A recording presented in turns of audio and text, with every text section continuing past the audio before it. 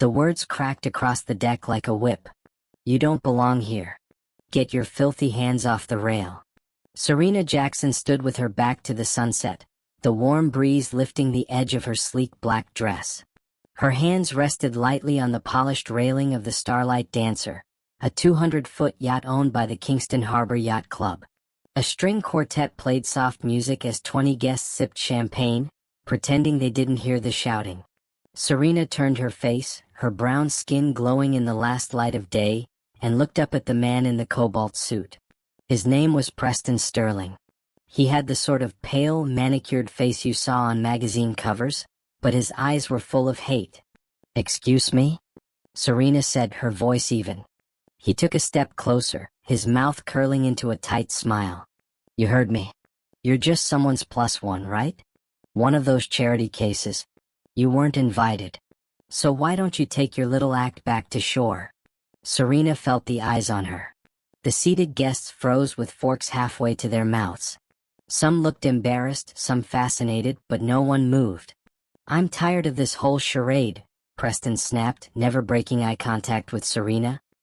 He made a show of scanning her from head to toe, sneering at her simple black gown and natural curls. "Nobody wants you here. You're an embarrassment.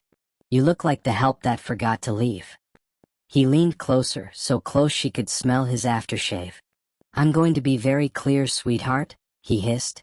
"Get off my boat." Then, without warning, he shoved her chest with both hands.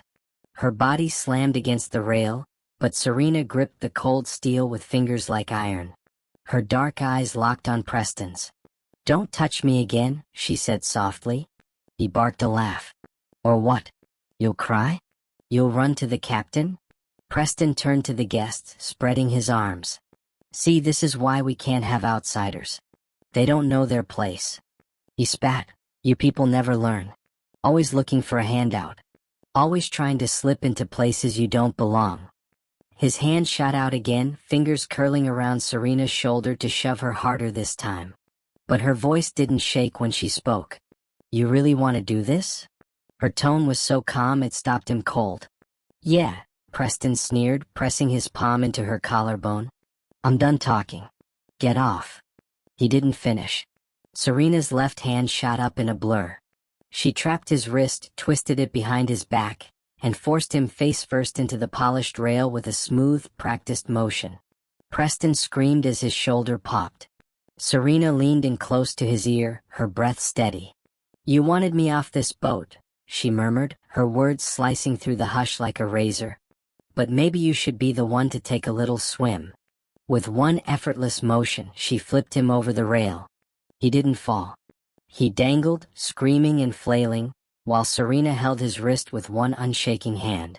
Don't let go, please," he begged. Serena's voice was low and unhurried. "You know," she said loud enough for everyone to hear, "I used to think people like you had all the power. But you don't. You only have the power that fear gives you." She tightened her grip until he whimpered. "Do you know who I am, Preston?" He just shook his head frantically. "My name is Serena Jackson, Sergeant First Class, United States Army. I have 3 tours in Afghanistan and medals you couldn't spell, and today you decided to lay hands on me." A chorus of shocked gasps rippled through the guests. Preston began sobbing. "Please, I didn't know."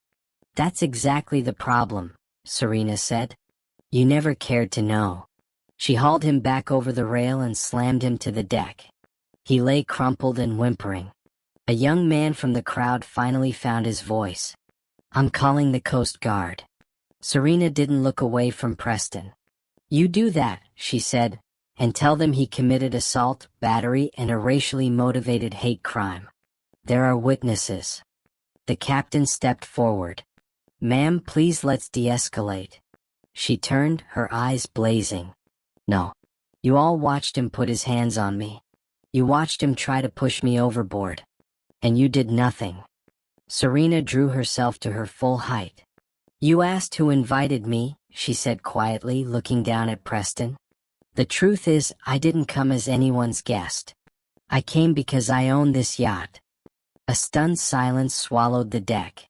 Preston's eyes widened, and his lips moved without sound. Serena nodded slowly. Yeah. I bought it last month from your father's company. As the first police siren wailed somewhere across the water, Serena bent down beside Preston's crumpled body. She spoke so softly only he could hear. Next time, she whispered, think twice before you push. She stood, turned her back on the stunned crowd, and walked into the cabin as the sirens drew closer, her steps steady, her heart unbreakable.